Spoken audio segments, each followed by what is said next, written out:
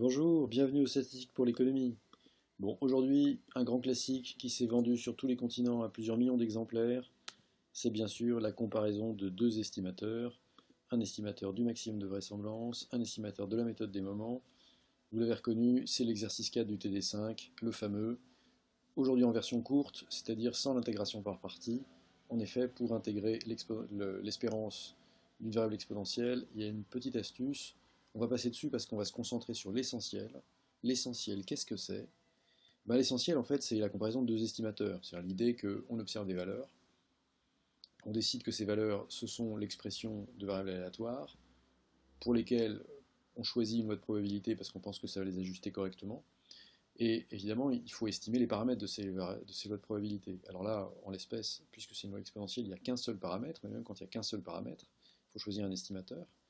Et en fait, nous, on a le choix de deux estimateurs, puisqu'on cette année, en licence d'économie à Paris 1, on voit deux méthodes, la méthode des moments et la méthode du maximum de vraisemblance.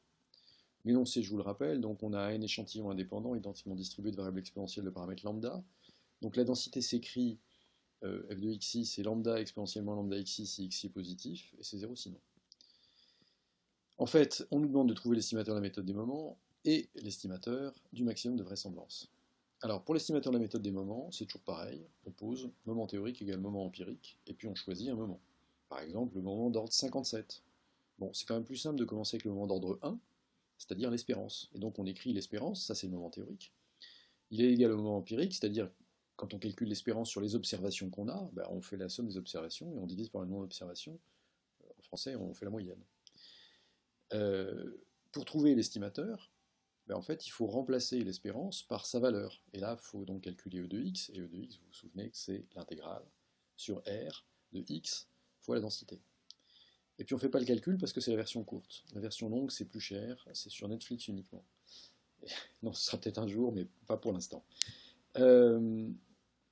Donc, l'espérance de x, elle vaut 1 sur n, la somme des x, ou la somme des x divisée par le nombre d'observations. On remplace l'espérance par ce que ça vaut, c'est-à-dire 1 sur lambda. Et donc on a 1 sur lambda égale 1 sur n fois la somme des xi. En multipliant par lambda, euh, on, a, on a quoi? On a 1 égale. Et puis en fait, on finit par trouver assez rapidement que ça nous donne l'estimateur de la méthode des moments, qui vaut n sur la somme des xi, donc 1 sur la moyenne. Voilà, ça c'est l'estimateur de la méthode des moments, tout simplement. Quand on l'a trouvé, c'est-à-dire quand on l'a identifié, quand on l'a sorti du dénominateur où il était pour le mettre au numérateur, et quand il est à gauche de l'égalité et qu'à droite il y a sa définition, on lui met un chapeau et on met MM. Le chapeau c'est pour dire que c'est un estimateur, le MM c'est pour dire que c'est l'estimateur de la méthode des moments, qui vaut donc, dans le cas présent, 1 sur la moyenne empirique. Bien, ça c'était fastoche. Et maintenant l'estimateur du maximum de vraisemblance. Comment on fait? D'abord on rappelle que la vraisemblance, c'est la probabilité, ça c'est quand on est en discret, ou bien quand on est en continu, c'est la densité des observations, sous l'hypothèse d'une valeur donnée du paramètre. Ici, le paramètre qu'on cherche à estimer, c'est lambda. Donc la vraisemblance d'un ensemble d'observations, x1, x2, x3, xi, xj, xn, pour un paramètre lambda, c'est quoi? C'est la probabilité de... Enfin, pardon, c'est la densité jointe, dans ce cas-là, la densité jointe pour euh, x égale x1, xi égale xi, la jème variable x qui vaut petit xj, et puis la dernière variable qui vaut xn, sous l'hypothèse que toutes ces variables, et donc toutes ces observations qu'on fait, ont été engendrées par des variables exponentielles de paramètres lambda.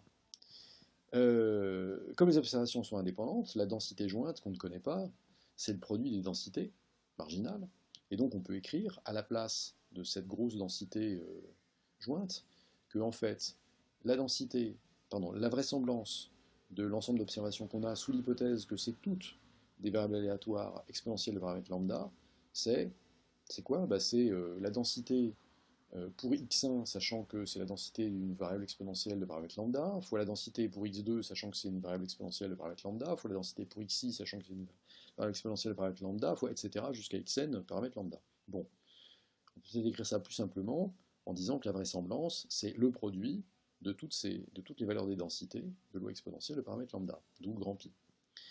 Et puis, on peut remplacer ensuite f de xj par sa valeur, à condition que xj soit supérieur à 0, la valeur c'est lambda exponentielle moins lambda xj. Dans ce cas-là, quoi? Ben, dans ce cas-là, on a tout simplement que la densité, pardon, la vraisemblance, c'est le produit des lambda exponentielle moins lambda xj. Ça c'est vrai si tous les xj sont supérieurs à 0. S'il y a un seul des xj qui est inférieur à 0, alors la densité est nulle. La vraisemblance est nulle. La densité de ce xj est nulle, et la vraisemblance est nulle. Bon, évidemment, dans la suite, on va considérer le cas où tous les xj sont positifs. Parce que, en fait, ça n'a pas vraiment de sens de, quand on a des nombres négatifs, de considérer que c'est l'expression de variables exponentielles. Puisque les variables exponentielles, ça donne que des nombres positifs. En fait, c'est invraisemblable d'observer des nombres négatifs si vraiment c'est le produit de tirage de variables exponentielles. Donc, comme c'est invraisemblable, on laisse de côté, puisque vraisemblance nulle, c'est pas le maximum de vraisemblance. Donc, en fait, ça n'a de sens de considérer, de postuler même, que on a des résultats de tirage de variables exponentielles que si on observe évidemment des nombres positifs. Donc dans ce cas, on continue, on n'a que des nombres positifs, ça a du sens de les représenter comme étant des résultats de tirage de variables exponentielles, et donc on écrit la vraisemblance, ça on l'a fait, comme étant égal donc, au produit des lambda exponentielles moins lambda xj, et puis en fait on veut maximiser cette vraisemblance, donc on veut annuler la dérivée. Seulement la dérivée d'un produit, déjà c'est pas bon en général, mais quand il y a n termes, c'est pas bon du tout.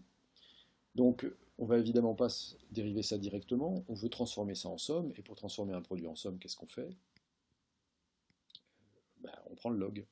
On prend le log, et je vous rappelle que donc, le log d'un produit, c'est la somme des logs, et que le log, c'est la fonction réciproque d'exponentielle. Je dis ça parce qu'il y a de l'exponentielle dans notre produit.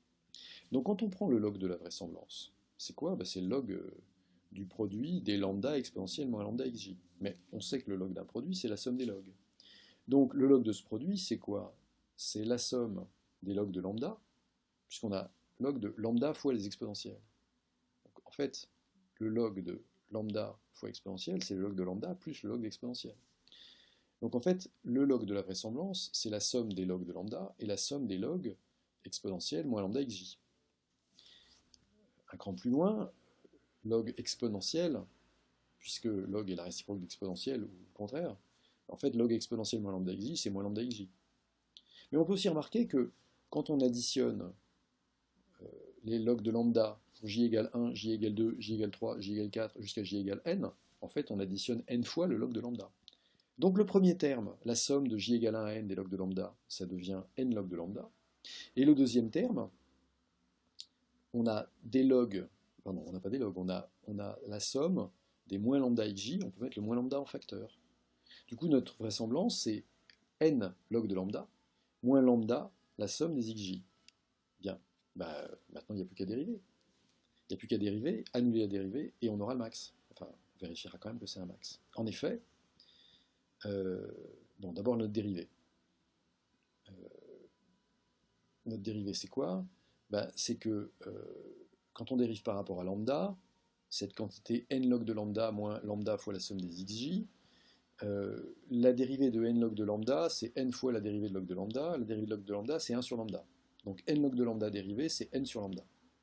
Et puis lambda fois la somme des xj, ben c'est facile, parce que lambda fois n'importe quoi, la dérivée, c'est n'importe quoi. Là, c'est pas tout à fait fois n'importe quoi. C'est lambda fois x1, plus lambda fois x2, plus lambda fois x3. Donc en fait, la dérivée, c'est x1 plus x2 plus x3. Donc c'est la somme des xj. Du coup, notre dérivée du log de la vraisemblance, c'est n sur lambda moins la somme des xj. Et comme ce qu'on veut faire, c'est trouver le lambda qui rend maximum la vraisemblance, ou le log de la vraisemblance, mais le log étant une fonction croissante, maximiser le log de la vraisemblance, c'est maximiser la vraisemblance. Enfin, la valeur qui maximise le log de la vraisemblance maximise la vraisemblance.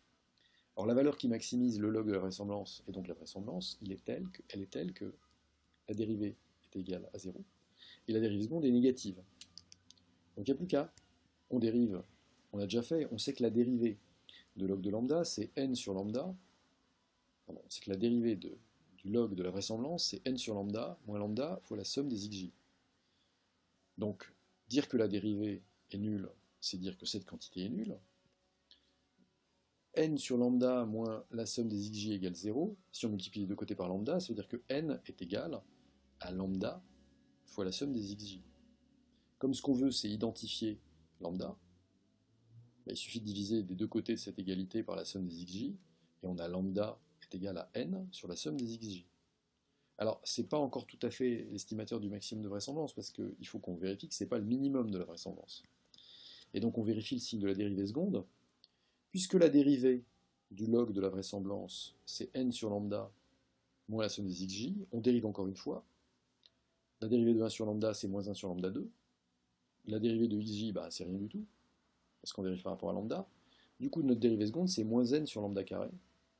Bah, n est positif, lambda carré est forcément positif, donc notre dérivée est forcément négative, notre dérivée seconde est forcément négative, donc on est bien à un max. Donc ce qu'on a trouvé, là, ce lambda qui est égal à n sur la somme des xj, c'est bien un maximum de la fonction de vraisemblance. C'est bien le lambda qui maximise la fonction de vraisemblance. Donc c'est bien l'estimateur du maximum de vraisemblance. Donc on peut lui mettre un chapeau, et puis rajouter que c'est pas n'importe quel estimateur, c'est l'estimateur du maximum de vraisemblance. Donc l'estimateur du maximum de vraisemblance, c'est n sur la somme des xj. Autrement dit, n sur la somme des xj, c'est l'inverse de la somme des xj sur n, donc c'est l'inverse de la moyenne. Alors avec un tout petit peu de recul, en fait, les deux méthodes donnent le même estimateur. C'était donc bien la peine de faire tous ces calculs avec cette grosse vraisemblance. Oui, mais attention, l'estimateur de la méthode des moments, on sait qu'il est convergent, on sait qu'il est asymptotiquement normal. Alors que l'estimateur du maximum de vraisemblance, on sait qu'il est convergent, on sait qu'il est asymptotiquement normal, et en plus, il est asymptotiquement efficace. C'est-à-dire que c'est celui qui a la plus petite variance asymptotiquement. Et donc, il est mieux asymptotiquement. Et même asymptotiquement, c'est le meilleur. Donc on est content, parce que la deuxième question n'était pas pour rien. Bon à savoir, n'est-ce pas? Merci de votre attention. C'est écrit là. Et à bientôt pour de nouvelles statistiques de l'économie.